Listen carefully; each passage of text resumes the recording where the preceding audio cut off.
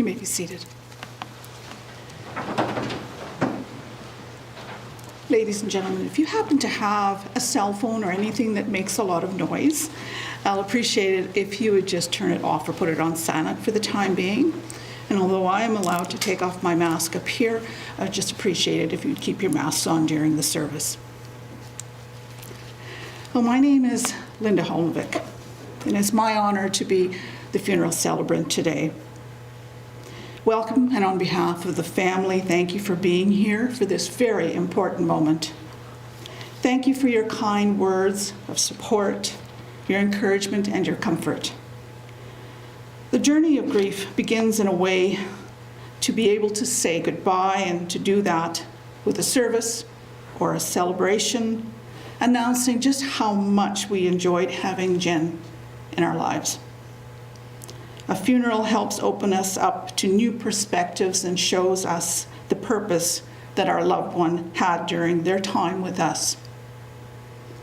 And that journey of grief is long, and those who walk it should not have to walk it alone.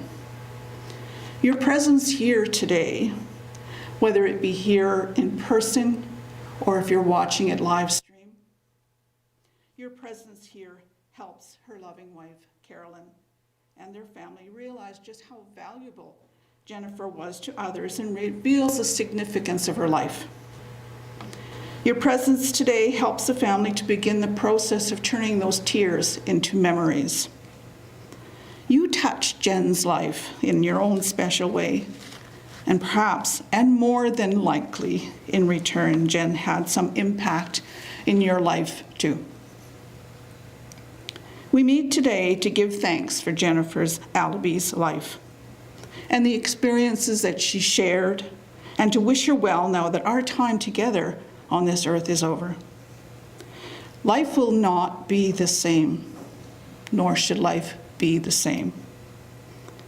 Today will be a celebration of her life, reflecting on who she was, how she lived, and her love for the ones left here to mourn.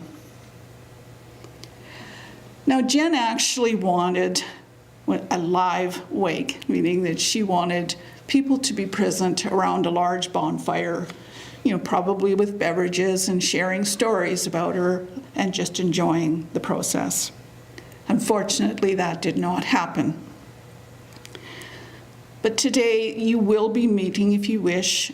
You'll be joining the family at the Cosmo Lodge after, and later on, they are going to have a bonfire in her memory. And I do hope that you'll be able to join them. I believe that's happening around 4 o'clock this afternoon. For those that haven't had an opportunity or will not be able to join them, I will be opening it up to anybody that would like to share briefly a little tidbit about Jennifer. It'd be a funny story. But again, you cannot hijack my service. I won't allow you. But share if you must. And I'll call you up if you wish. So all you do is hold up your hand, but that'll be a little bit later. And all you do is you come up here and tell your story. And do not adjust the mic. Now, I first met Jennifer through the Toastmaster Club that she joined and I belonged to. And she quickly became an asset to our club and jumped right in with both feet running.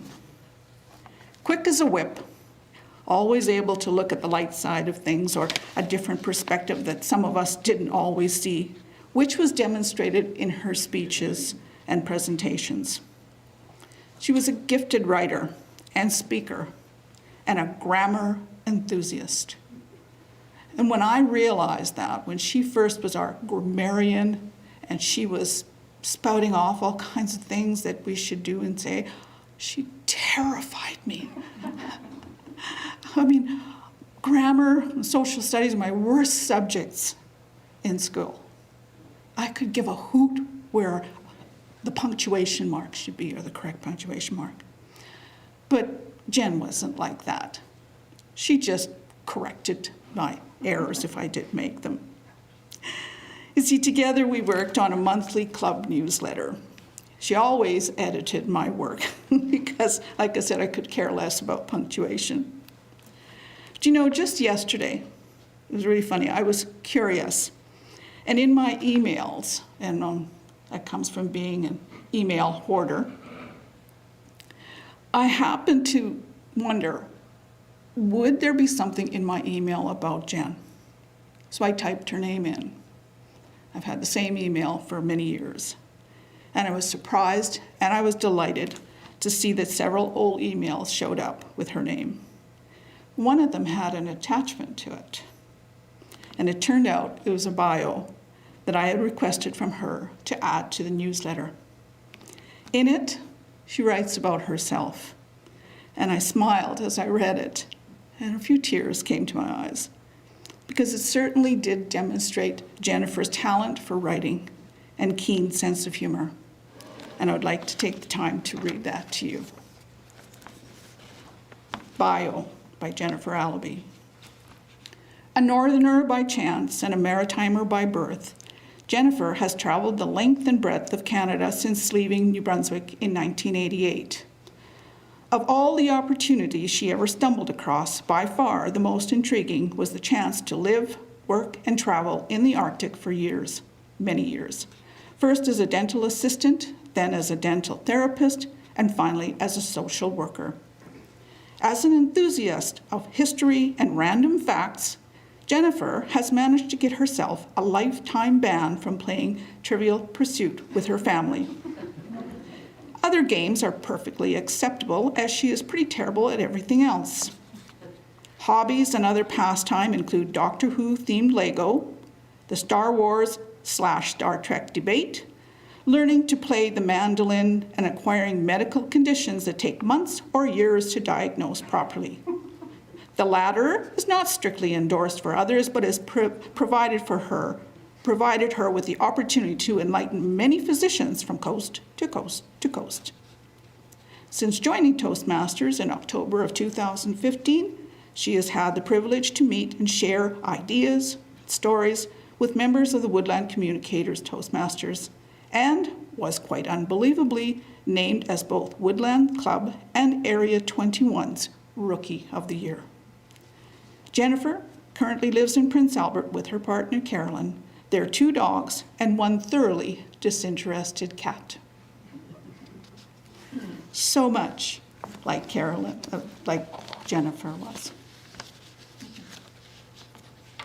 We now have a reading from a good friend, Wendy Scottheim. Wendy?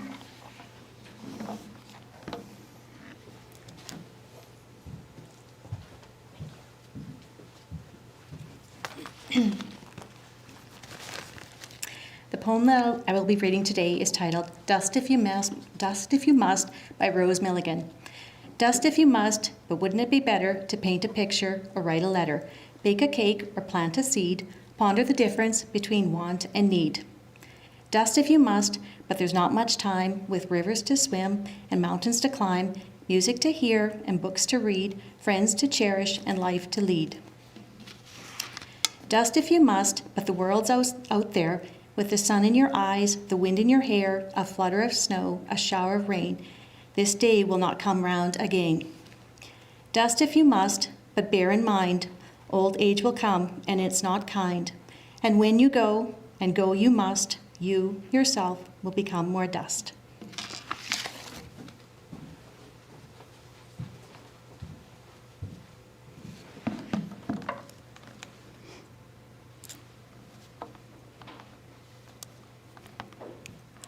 All is well. Death is nothing at all. I've only slipped into the next room. I am I, and you are you.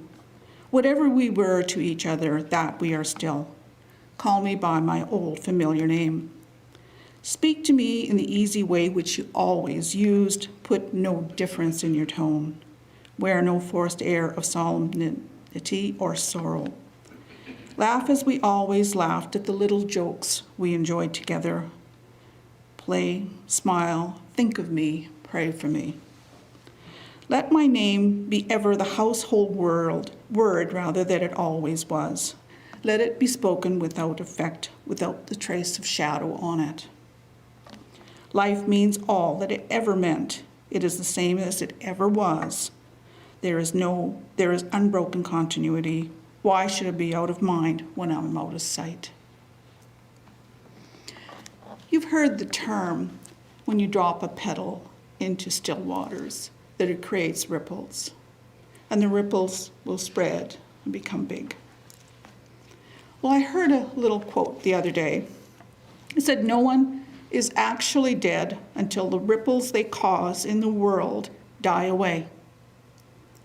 Jen certainly created ripples in her life and in our world that will continue to expand for a long, long time. Her pure, kindly, and radiant heart left a mark on all of us, and we are honored to have known her and be within the ripples that she is still creating. She will live on through the stories we share about her and the thoughts in our minds. Even a simple word like licorice or hot tub or bow tie will bring Jen to mind.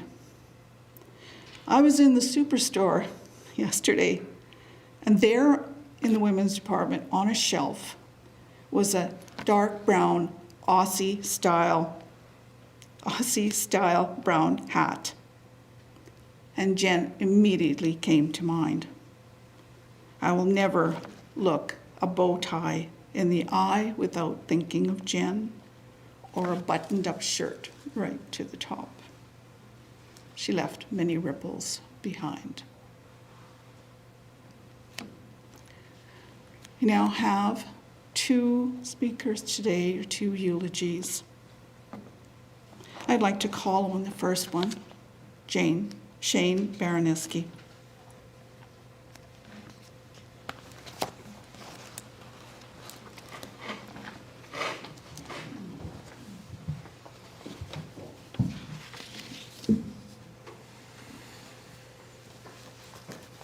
Where do I begin about Jen? How do you sum up her life? Or any life, or anyone's life for that matter? Jen had the good fortune of being born to loving parents, Fern and Randy, who also had the benefit of being loving parents,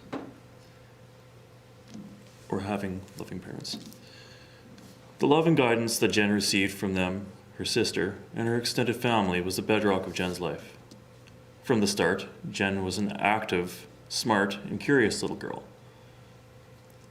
who was a caring person, but also had quite the temper on her. These traits never changed as she grew up, but she did learn how to tame her temper. Her folks fondly recall a trip to see Grandma Allaby when Jen was only about 2 or so years old. Grandma's house was in the country on Sison Ridge, where the nights were black as pitch. Soon, after being tucked into bed in that very dark room, where she couldn't see a thing, little Jen cried out, "Mommy, Mommy, my eyes are gone." Jen loved her parents very much, and when her health failed this last time, she often spoke of the last best summer she spent together with them and her sister in 2019. As far as siblings go, Jen was given quality over quantity in one saucy, fun-loving, totally devoted younger sister, Becky. Becky describes Jen as her childhood friend, her keeper of secrets, her defender, her soundboard, truth seeker, and grounder. Please keep Becky and Jen's parents in your thoughts, as their loss is profound. Jen had a beautiful, bright mind, and she loved to learn about history, people, different cultures, music, and technologies. It is in Canada's north that all these interests coalesced and could be explored. She experienced a different landscape, its people, cultures, and languages. She took all it in and accepted what the opportunity offered to her, whether it was a taste of muktuk, a fishing trip on Great Bear Lake, a skidoo ride on the frozen ocean, or learning how to build an igloo. And of course, their friendship. Still, life wasn't always easy for Jen in the North, as she sometimes struggled with loneliness, self-acceptance, and health problems which eventually forced her to leave the Northwest Territories. Yet, she persisted. Jen was always a lover of animals, and though she had been known to hunt ptarmigan, later she would never watch nature shows with predators killing prey. She didn't mind zombie movies, though, as only people were being eaten.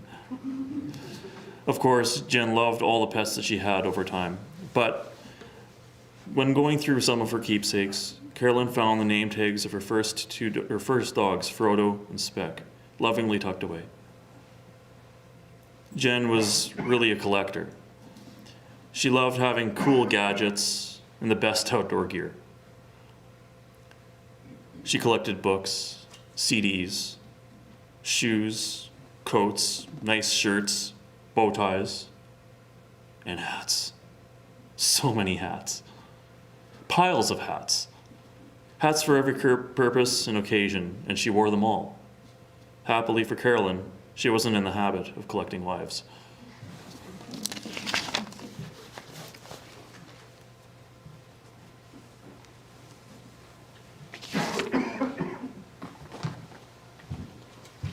Thank you, Shane.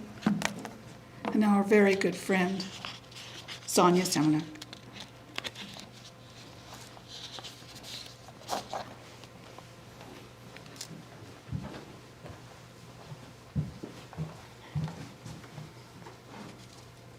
Insider tip, you can blow your nose in these if you need to today.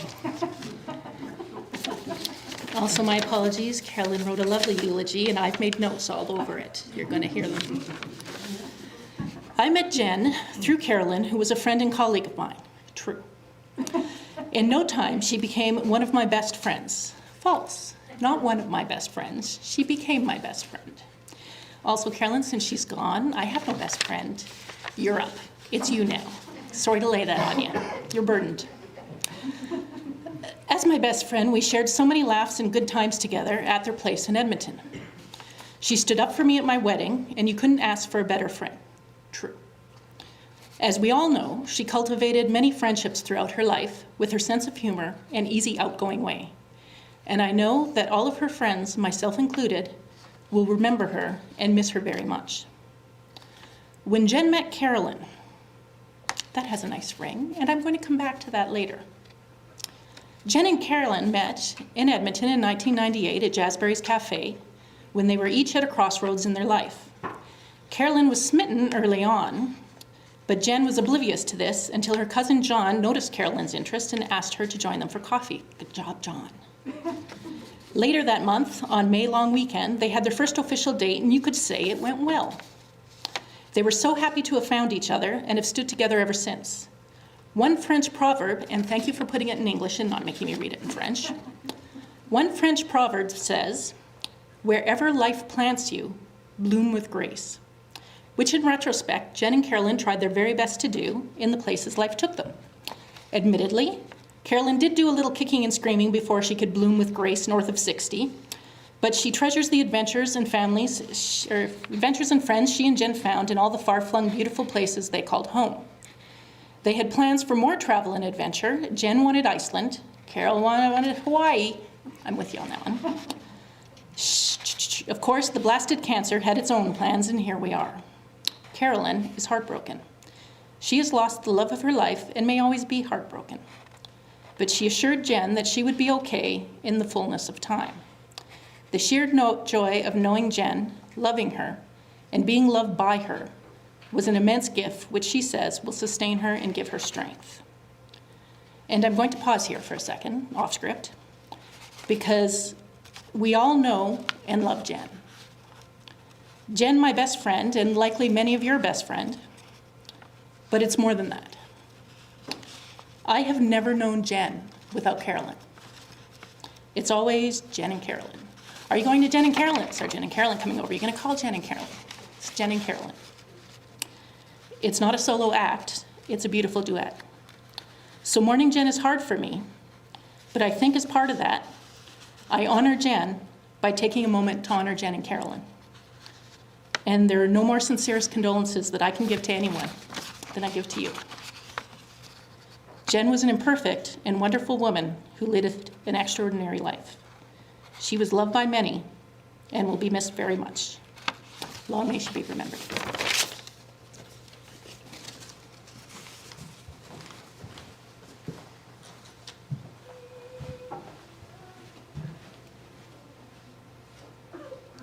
We'll enjoy a song.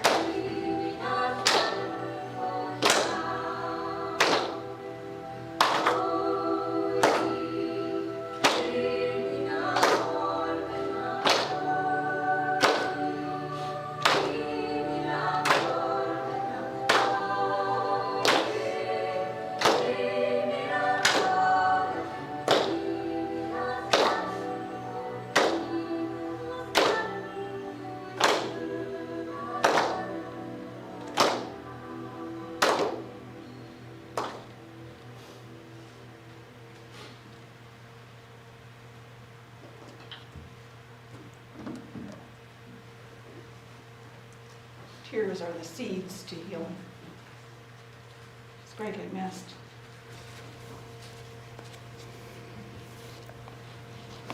I enjoyed Jen's down-to-earth personality and her total honesty.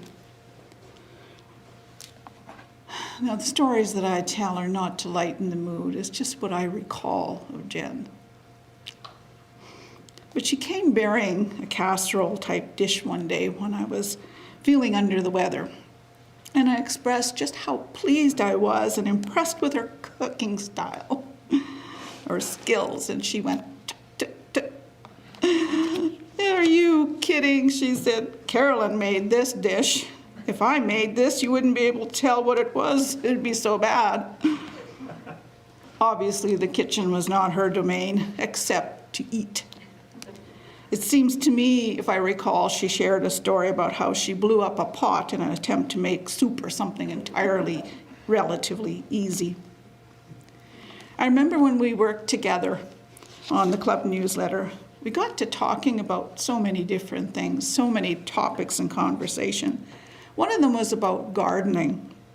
And she confided in me that she had no gardening skills and was, for the most part, banned from the garden, only allowed to dig up vegetables under the careful eye, or Carolyn's watchful eye.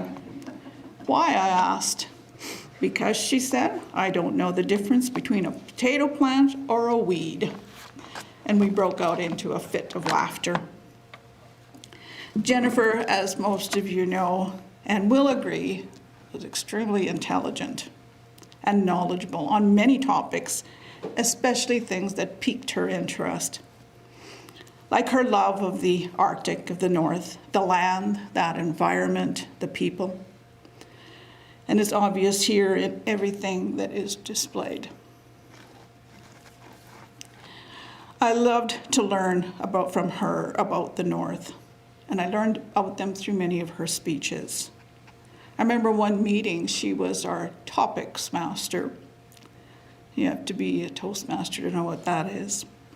Anyway, she brought along a box, and out of it, one at a time, she brought out a treasured artifact from her northern collection.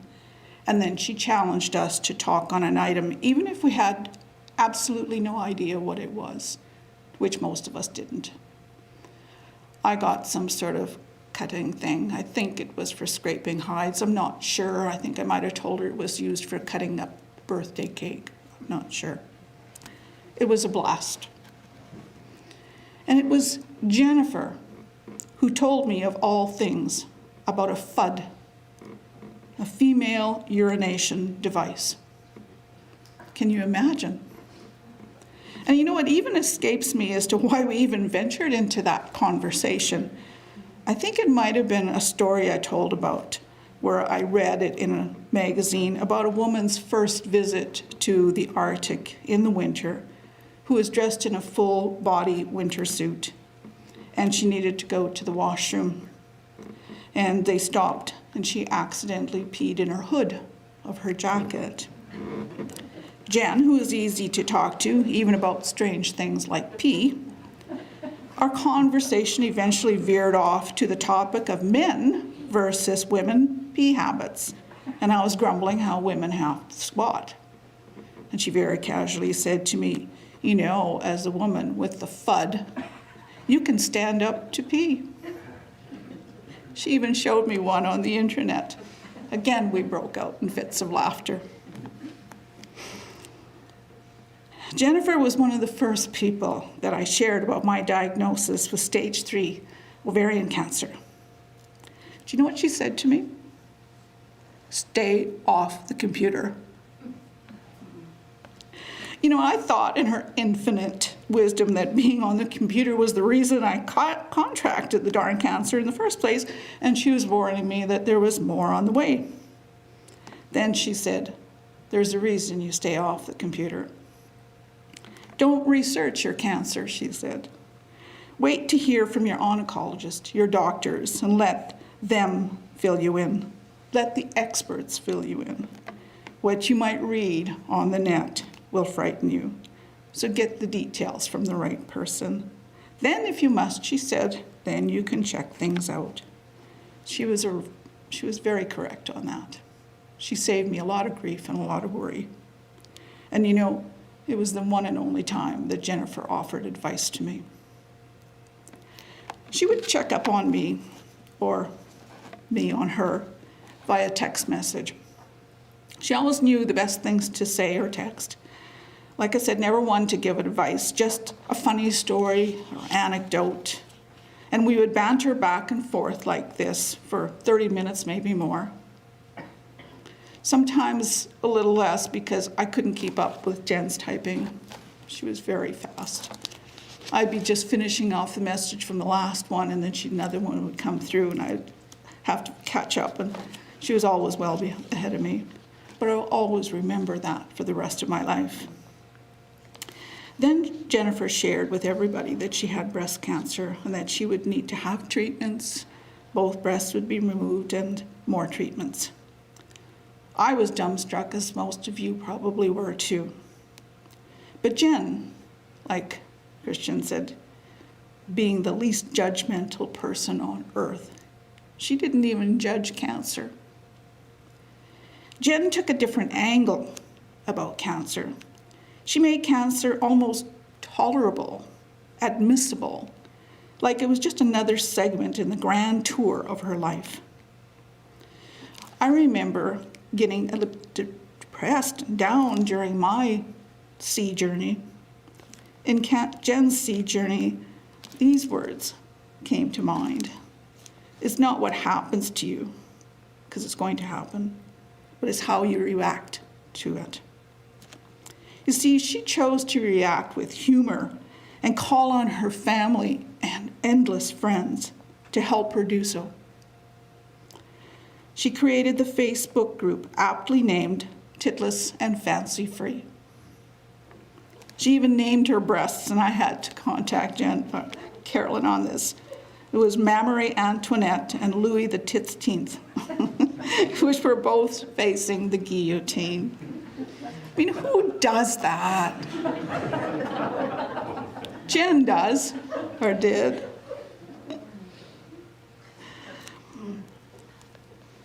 Friends, she made friends everywhere. Even during her treatments, even every aspect of her cancer journey, she made even more friends. I remember seeing pictures of her on Facebook in her Titless and Free Fancy, or whatever she called it. But there were people that she met and she had pictures taken with them. I remember my journey, it was, you didn't want to talk to anybody, at least I didn't, but she did. Cancer does suck. It took our Jen away from us. I have said this before and I will say it again. I wish I had a magic wand. I would use that magic wand to bring Jen back, even for one day. If I could do that, it would allow Jen to shake the hands of all her friends and acquaintances, pat them on the back and say, let's take a while and just talk. And do you know, I have to tell you just how much I appreciated having you as a friend. Wouldn't it be nice to have a magic wand? I would use that wand to bring Jen back to her family, even if it was just for one day. She could then hold out loving arms to her loving partner and wife, Carolyn, and all of the family hold them tight to her as she tells them how much she loves them and that they made her life here on earth so very precious. Wouldn't it be nice to have a magic wand? This quote is from an Irish headstone. It says, "Death leaves a heartache that no one can heal, but love leaves a memory no one can steal." And although I don't have a magic wand to grant this wish, there is one thing that all of you have and will always have, and that is memories of Jen. Special memories of Jennifer that no one can take away from you. Memories of all the little things or the big things that she did either by herself or alongside with you. Memories of the stories she shared or how she had that magic way to make you feel as if you're the only person that mattered. And you can keep those memories alive in your heart. I'd like to take this opportunity to share, if anybody would like to share a brief reflection, story, anything about Jen, you'd have to come up here to do it. And should you think that you're going to steal the show, I do have some timing cards available in case you go over time. Would anyone like to come up and share?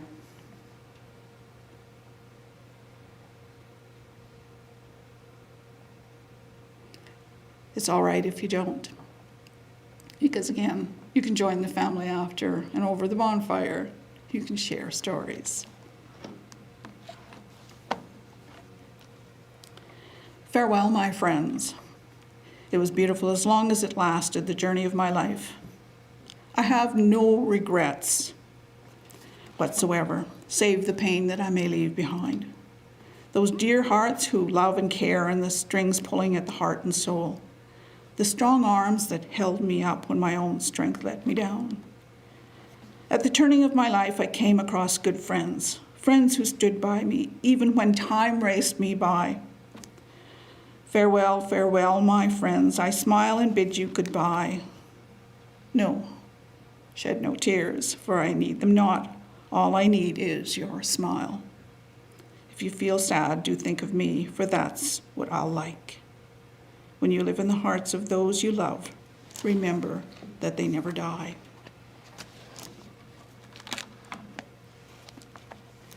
When we think about Jennifer, we should see her specialness, her legacy of love for her family and her friends.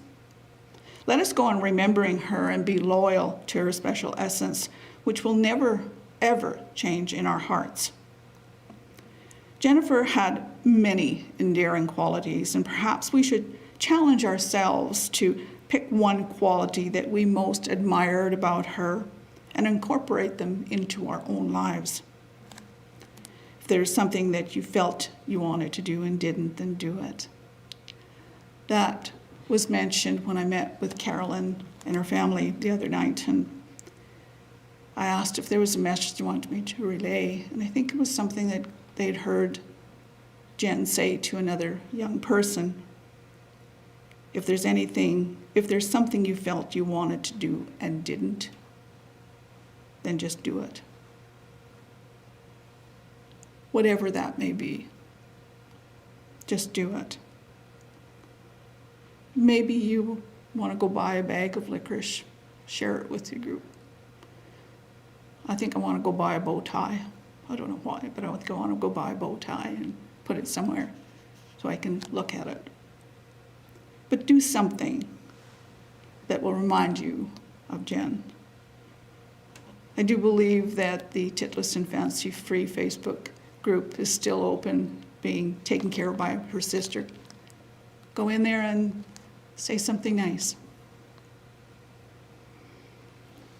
The family, they would like to express their thanks for everyone's support and kindnesses during Jennifer's difficult journey and after she passed. She wants to thank you for all the cards, the notes, the emails, the texts, the Facebook messages, the food, the help. All of that is so important. Join the family today at 4 o'clock at the Cosmopolitan Lodge, which is out at the Little Red River Park, 4 o'clock today. And if you're going to be sitting around the bonfire, you may want to wear something warm. But go and celebrate. I want to thank Gray's Funeral Chapel for their professionalism and for their care today. And thank you, ladies and gentlemen, for being here on this important moment. And thank you, Carolyn, for allowing me the honor of being your officiant.